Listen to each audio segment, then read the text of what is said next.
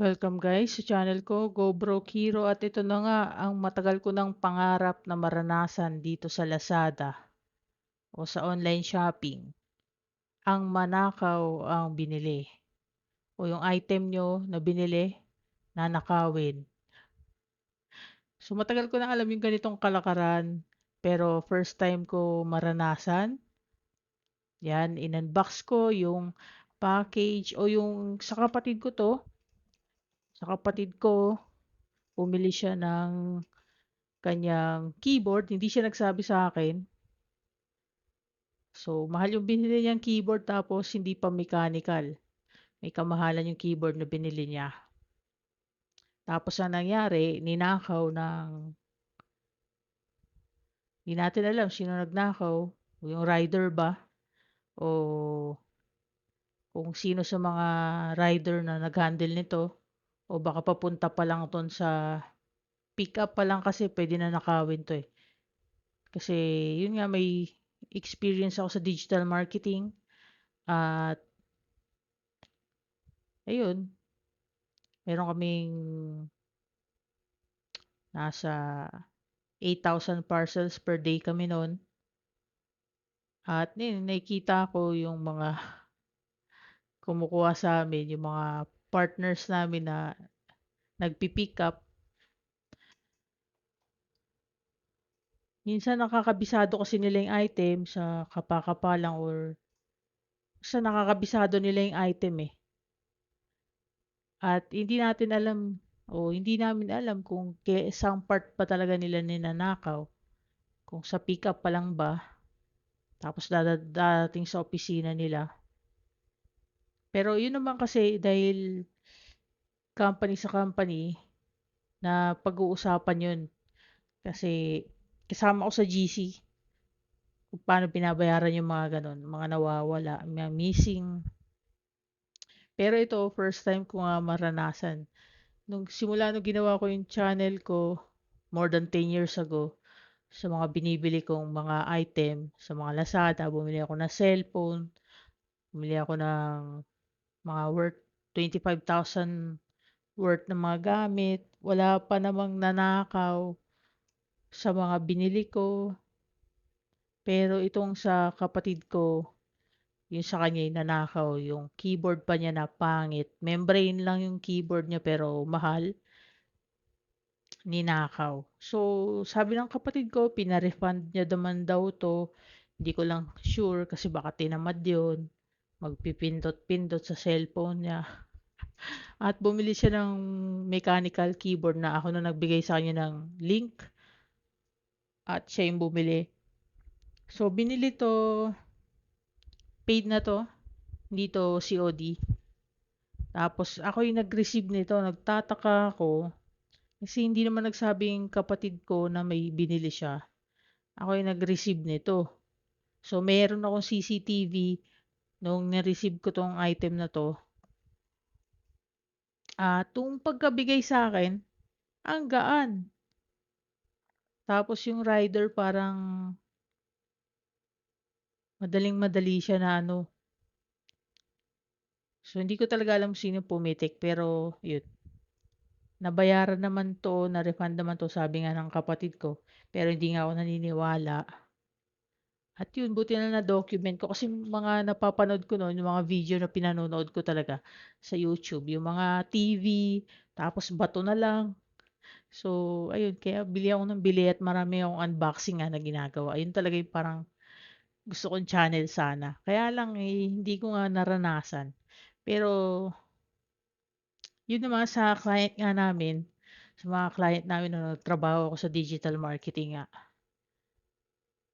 Yung iba sa mga kliyente namin ay mga influencer na walang kakayanan sila yung magtatayo ng business nila at magbebenta ng products nila.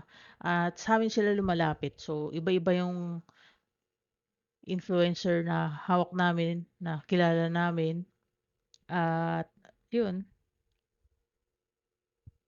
At nandun nga ako sa mga GC ng mga nawawalang item.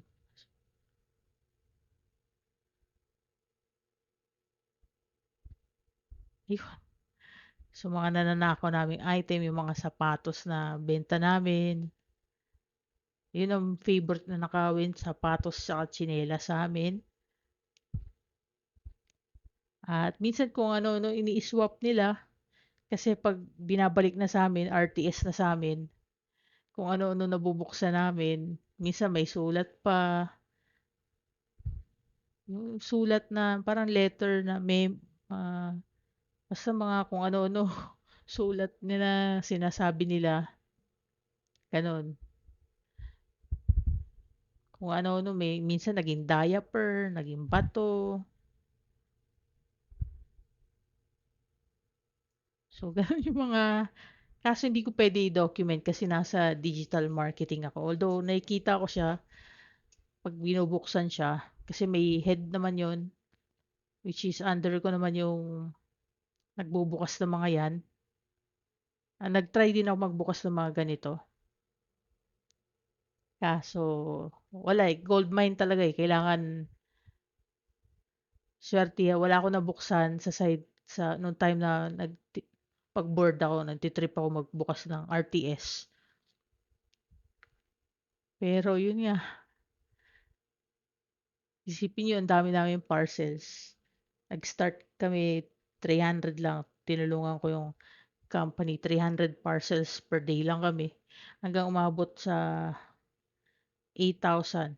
So nawala na kasi ako nung ano, umayaw na ako nung 8,000 na kami, 8,000 parcels kasi yung amo na yung boss ay siyempre lumalago yung negosyo pero parang wala siyang basta hindi ko gusto yung boss namin na lumalabas yung alam mo yung hindi mo binibigyan ng increase o sweldo ng matino yung mga trabador.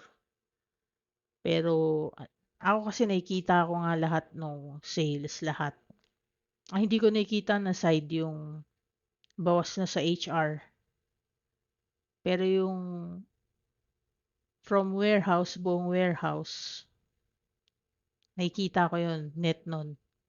Yun lang talaga yung opisina na kabilang opisina, yung main, yung mga call center namin. May call center kasi kami para sa mga to, pag may problema. At may mga taga-singil din kami. So, yun, yung sa side na yun, hindi ko alam kasi nasa kabilang opisina ako. So, ayun lang. Masaya ako na na-document ko to kahit papaano. Naranasan ko na sa Lazada manakawan ng item sa dami kong binili at sa tagal namin bumibili. At first time nga ngayon may nawala sa binili namin. At ang naiwan lang yung kanyang palm rest. Hindi ata alam nung pumitik na palm rest yung iniwan niya. At hindi naman talaga kagandahan yung keyboard na yan. Dami kong unboxing na mechanical keyboard dito. At yung mga Logitech na keyboard na may flow function, yung hindi mo na kailangan ng KVM, kahit tatlong computer, isang mouse at lang ang kailangan mo, isang keyboard. Pero ito pa yung pinitik niya sa dami ng keyboard na in-unbox ko. At keycaps at mouse. Yun. Tsaka yung mga cellphone ko noon, dito ko binibili. Ngayon, hindi na kasi ako bumibili ng phone. Mga bigay-bigay na lang ng mga kapatid ko. Mga pinagsawaan nila ang ginagamit kong phone. Kasi nawalan na ako ng interest sa phone dahil nga sila interesado sa phone. Bili lang sila ng bili.